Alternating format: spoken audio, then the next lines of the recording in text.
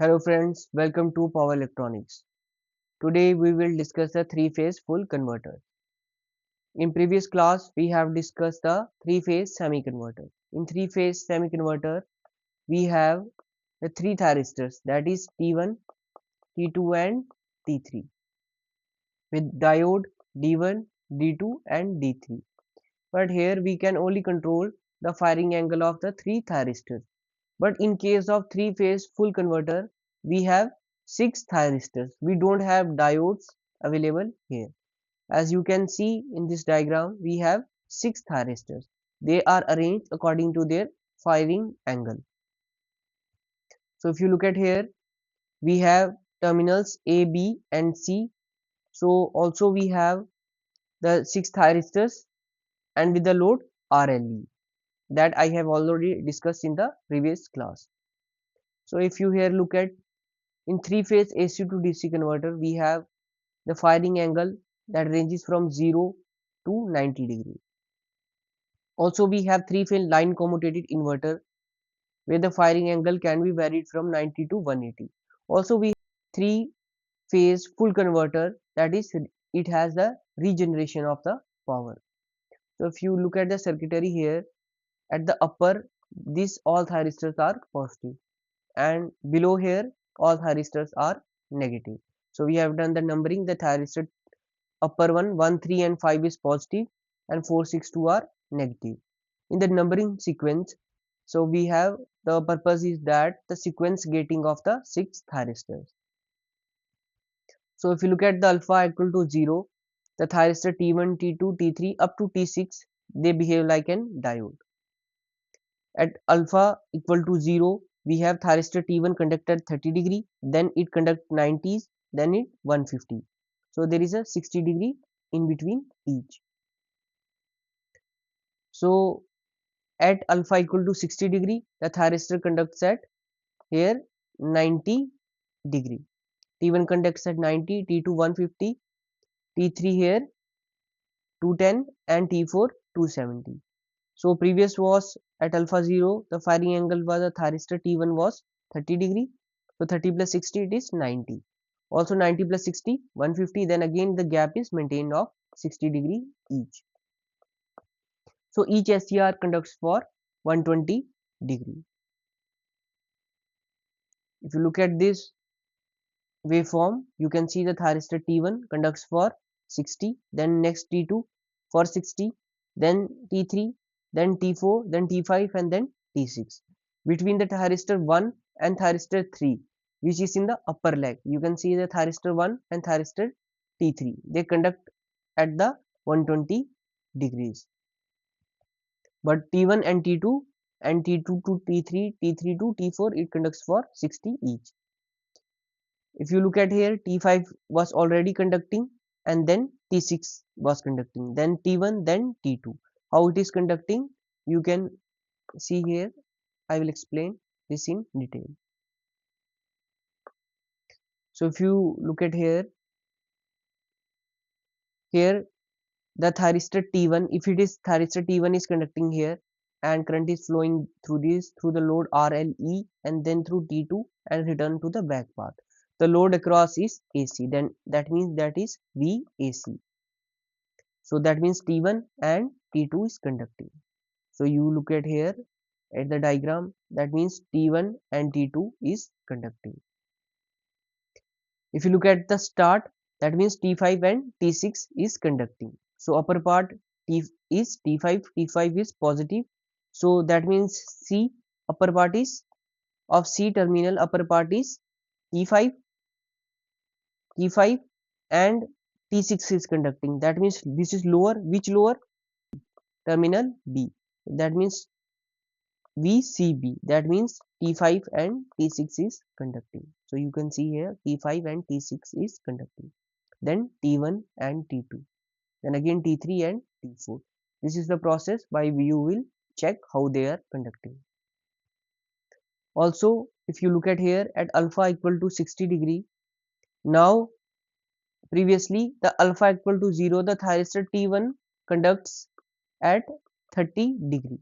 T1 conducts at the 30 degree. but here you can see that it is shift by alpha equal to 60 degree, so it will conduct at the 90. So you look at here T1 conducts at the here 90. So there is shift here of 60 degree. Each will conduct like that. You can see here T5 conducts for very small period. Here the T5 will conduct for the maximum period. So same like T1 and T3. This T1 will conduct for T1 and T3 will conduct for 120 degree. And each thyristor, for example T5 is conducting here, then T6 is conducting, then T1 and then T2. Each will conduct for 60 plus 30 equal to 90 degree. So it is bit change. Also you can see the output waveform VCA, then CB, then VA, then VAC. It rises and then falls, then it starts. If you look at here VCB, for example take VCB.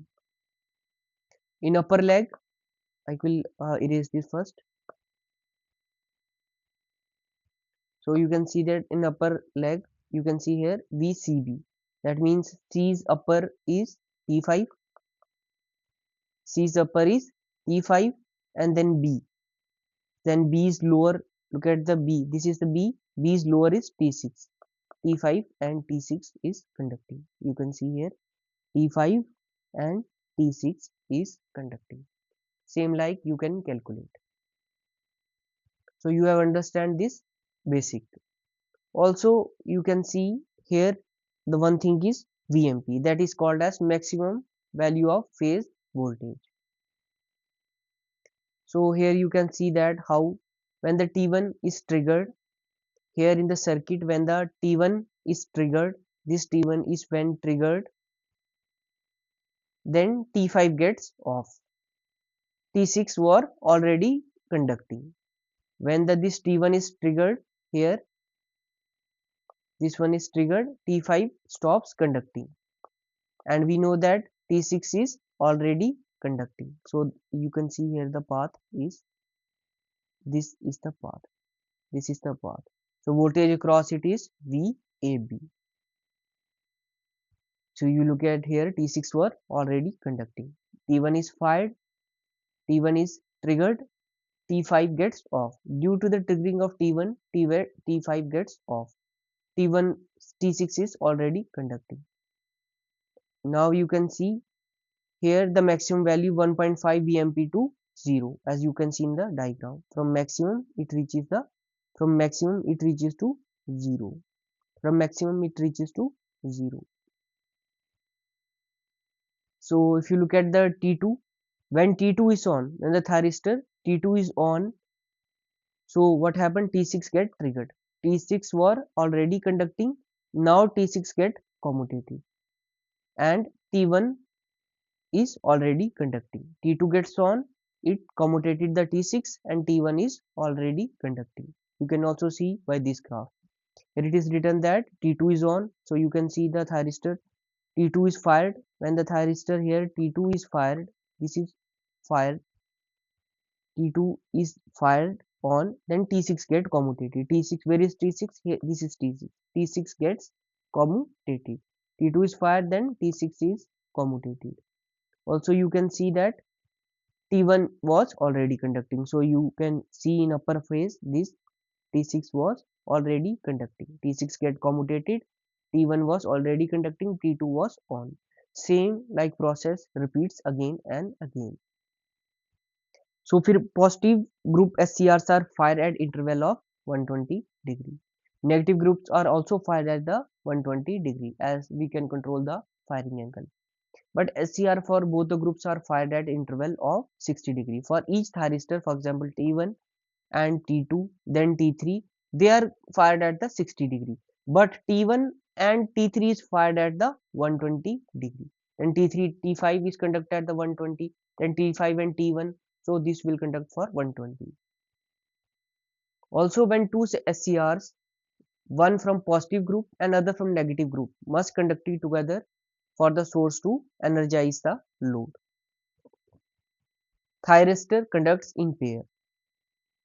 So according to this sequence, T1 and T2, T2 and T3, they fire sequentially.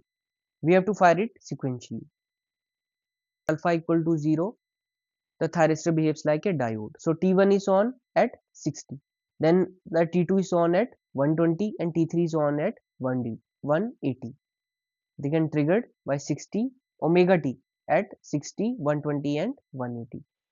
Why T1 is fired for alpha equal to 0, but for omega t equal to 60 conducts. For alpha equal to 0, but for the omega t it is 60 degree. Why? Because of the subscript, because most of the subscripts appear twice. For example, here VAB and VAC. Here the A comes twice. A means the upper leg. Here the A means the upper leg. A, that means T1. T1 fired here twice. That's why we have taken the value. T1 is fired twice. That is why we have taken for omega t equal to 60 degree. Also same with the AC. Here AC. C is at the lower negative end. We know that the second it is negative, and first subscript means it is positive. And for negative, if it is repeated 2 times, so the negative group T2 will bring the conduction. So VAC appears at omega t equal to 120 degree. VAB also for VBC and VBA. T3 conducts for omega t equal to 180 degree. So here for alpha equal to 60 degree, the thyristor T1 is on. We know that it is already 60 degree delayed, and previously 60 it is 120. Then with each thyristor conducts with the 60, 180, then 240, then we have 300. So also the thyristor T1 conducts for 120. Then when the T1 is conducting, then this T5 gets commutated, and T6 is already conducting. So T1 and T6 conduct. When the T1 and T6 conduct, then VAB is equal to positive. You can see when the T1 and T6 conducts. Look at here, T1, this is T1 and T6 conduct. So T1 here conducts the back path, and T6. That means the voltage across here is VAB. So if you look at here, it is VAB. You can see here it is VAB. For T2, same, when thyristor T6 gets commutated. So T1 is already conducting, then T1 and T2 conducts, the load across it is VAC. In this manner, load voltage waveform can be drawn by turning and turning off the SCR in the firing sequence. By this sequence we can trigger the SCR. For firing angle 90 degree, the load voltage is symmetrical about the reference line with average value is equal to 0. For 90, the average value is 0. Load current waveform I0 is of pure L. Then VCA is positive and VCA is negative. You can see here in the diagram. For pure, you can see for 150 here, the voltage here is negative. You can see the voltage here is negative and load current is positive. So when we product it, we can get the negative. This is given for the pure inductor. You can see here it is written load current waveform I0 is pure L. So VCA is equal to positive and VC is negative for alpha equal to 150 degree. Also you can see here for 90 degree what is the load current. You can see load voltage VBA is negative, so here IBA is positive. Then again it falls, then it gets positive, and this waveform gets positive up to here, then 0, then it gets negative, it falls to 0, then it again rises. You can see the load waveform. Also for 150 degree, you can see here the voltage is also negative and current is positive. The net result, the power we get is negative. That means from the load, power is flows to the source. That means negative means from the load end we get the power to the source. For 150 degree, the omega t is 210. Then each thyristor fire for 60 to 70. Then you will add 330, then T3. So average reverse polarity. In DC source, power is transferred to the AC source in the line commutated inverter. For alpha equal to 0 to 90, three-phase full converter delivering AC to DC. You can remember this by heart, that from firing angle 0 to 90 degree, three-phase full converter delivering the power from AC to DC. If the firing angle is changed from 90 to 180, the line commutated inverter delivering power from DC source to load. You can see that in our household inverters, the firing angle is between 90 to 180 degree. They act as a line commutated inverter delivering power from DC source to load. Also we can see that for alpha equals 0 to 90, three-phase full converter delivering AC to DC source. So you can see the waveform here. This is the complete explanation of the waveform. So you have to learn the very basic thing, that is how this thyristor gets triggered and what is the voltage across them. When you remember the voltage across them, then you must know the various firing angles which will conduct and which will commutate another one. For example, T1 here get triggers, it get commutated T5 and T6 was already conducting. You can see here that after here T1 was already conducting. So you can look here, T1 was triggered. Here the T1, I will make the sign here tick. The T1 is triggering and it will turn off T5. So it will turn off this T5 and T6 were already conducting. So these were in the combination, then T1 and T2, then T2 and T3, then T3 and T4. Every 60 degree it will fire. Each thyristor will fire at the 60 degree. When we change the alpha, then it will change its firing angle. You can see that for alpha equal to 60 degree, I have already explained, for alpha equal to 60 degree it conducts at the 120. 160 is the shift and 60 was previous, it was 120. Then it conducts at the 60 180, then it conducts for 240. Same you can see for 150 degree it conducts for 210, then for 270. After that here gap is only 60 degree. Thank you very much.